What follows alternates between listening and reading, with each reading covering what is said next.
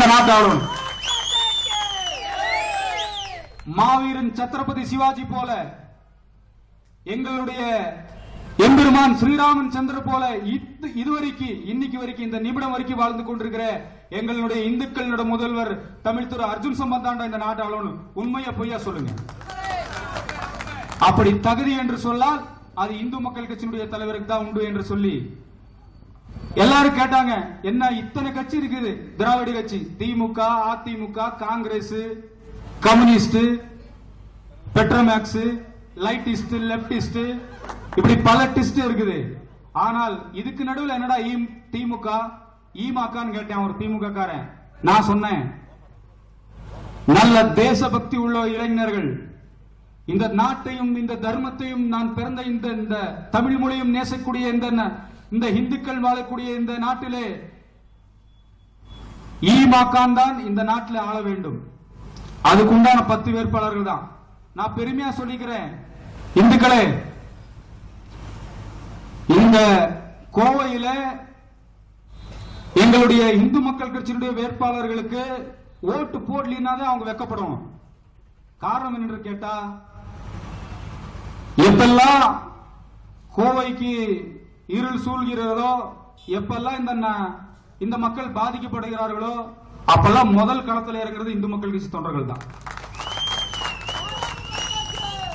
இதுக்கு மேல எங்களுக்கு ஒரு தகுதி வேணுமா நீங்களே சொல்லுங்க. கே.ஆர். சங்கர்ஜி என்ன தகுதி? கே.ஆர். சங்கர்ஜிக்கு ஒண்ணு இல்ல. அவர் ஒரு சுத்தமான இந்து வீரர், அதான் அவருடைய தகுதி. அவருக்கு ஓட்டு போடலனா, ஓட்டு போடாத வந்து வெக்கப்படணும். வெளியே வந்து ஒரு சின்ன ஒண்ணு இல்ல, இந்த நாட்டில் ஓட்டுக்கும் கோழி பிரியாணிக்கும் விக்கிறான் ஓட்டு, நோட்டுக்கு விக்கிறான் ஓட்டு. சும்மா கிடைக்கலீங்க இந்த ஓட்டுங்கிற அந்த உரிமை மக்களுக்கு. பகத்சிங் தூக்குமடை ஏறிக்கிறான் ஓட்டுக்கு. சந்திரசேகர் ஆசாத் தன்னைத்தானே சுட்டுக் கொண்டு செத்தான் இந்த ஓட்டுக்காக தான். திருப்பூர் குமரன் தடியடிபட்டு செத்தான். வாஞ்சிநாதன் யாஸ்தரை சுட்டான். காரணம் கேட்டா இந்த ஓட்டுக்காக தான். ஒரு உலகம் ஒரு கனவுலையும் கூட இந்து மக்கள் கட்சி தொண்டர்களோ, இந்துத்துவ சிந்தனையாளர்களோ, இந்த தமிழ்நாட்டு மக்களோ இந்த குவார்டருக்கும் கோழி பிரியாணிக்கும் டிவிக்கும் பிரிட்ஜுக்கும் ஃபேனுக்கு அல்ல இந்த ஓட்டு.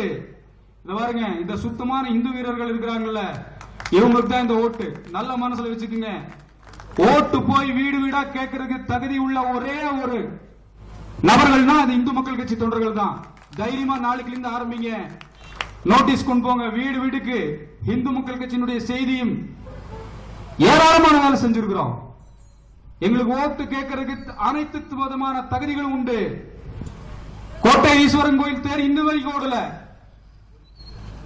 ஓடிட்டு இருக்கு. ஒரே தேர்தே ஓடுது. நம்ம டி.சி. செந்தில்குமார் அவர்கள், நம்ம கட்சியினுடைய நம்ம மாவட்டத்தினுடைய தலைவர் மாணிக்கஞ்சி அவர்களை போராடி ஜெயிலுக்கு போய் ஒரு தேர் ஓடுது, இன்னொரு தேர் ஓடல. அந்த தேர் ஓடுறதுக்கு ஒரு ஆண்மகன் இது வரைக்கும் வரல. அன்னைக்கு பகிரங்கமா சொல்ற, அன்னைக்கு சைலேந்திர பாபுங்கிற ஒரு கமிஷன் இருந்ததுனால இது வரைக்கும் அந்த தேர் ஓடுது. அதுக்கப்புறம் யாரும் எனக்கு தெரிஞ்ச அளவுக்கு அந்த அளவுக்கு தைரியமான ஆளு வரல. ஒண்ணு இல்லைங்க, ஒரு சின்ன பிரச்சனை ரோட்ல உட்காந்துடுறேன், 1000 பேரு கோட்டமேட்ல. அந்த ரோட்ல ஒரு சின்ன ஆக்சிடென்ட் பிரச்சனை, இந்து முஸ்லிம் பிரச்சனை ஆக்குறாங்க. கோட்டை ஈஸ்வரன் கோயில் ஆர்ச் இது வரைக்கும் சரி பண்ணல. அந்த ஆர்ச் போடுறதுக்கு என்னைக்கே உத்தரவு வந்துருச்சு, ஆனா அதுல ஆக்கிரமிப்பு இருக்குது, இது வரைக்கும் எடுக்கல. எல்லா உளவுத்துறை நாங்க பேசுறது எல்லாம் ரெக்கார்ட் பண்றாங்க, இது வரைக்கும் அந்த ஆக்கிரமிப்பு எடுக்கல. அந்த கோட்டேஸ்வரன் கோயிலுக்கு உண்டான அந்த ஆர்ச் செய்யறதுக்கு உண்டான எந்த முடிவும் செய்யல. ஒண்ணு இல்லைங்க, நீங்க பாருங்க அந்த ரயில்வே ஸ்டேஷனுக்கு முன்னாடி எவ்வளவு ஆக்கிரமிப்பு கட்டி வச்சிருக்காங்க சொல்லி. அந்த மசீதிக்கு முன்னாடி காவல்துறை இருந்தும் கண்ணிருந்தும் கூடுதலாக இருக்கிறாங்க. அவங்களால ஏன் செயல்படுத்த முடியல? காரணம் என்று கேட்டா, தட்டி கேட்கக்கூடிய ஒரு தைரியமான ஆண்மகன் எம்எல்ஏ எம்பியோ இது வரைக்கும் இங்க வந்தது கிடையாது. அதுதான் இந்த தைரியமாக ஆண்மகன்கள் இங்க உட்கார்ந்து. எதுக்கு இந்து மக்கள் கட்சி களத்தில் இறங்கி இருக்கிறது? ஒண்ணு நீங்க எல்லாம் மத்த மாதிரி பாரதிய ஜனதா கட்சி மாதிரி இங்க ஒண்ணு சிறுபான்மை புரிவோ பெரும்பான்மை புரிவோ கிடையாது.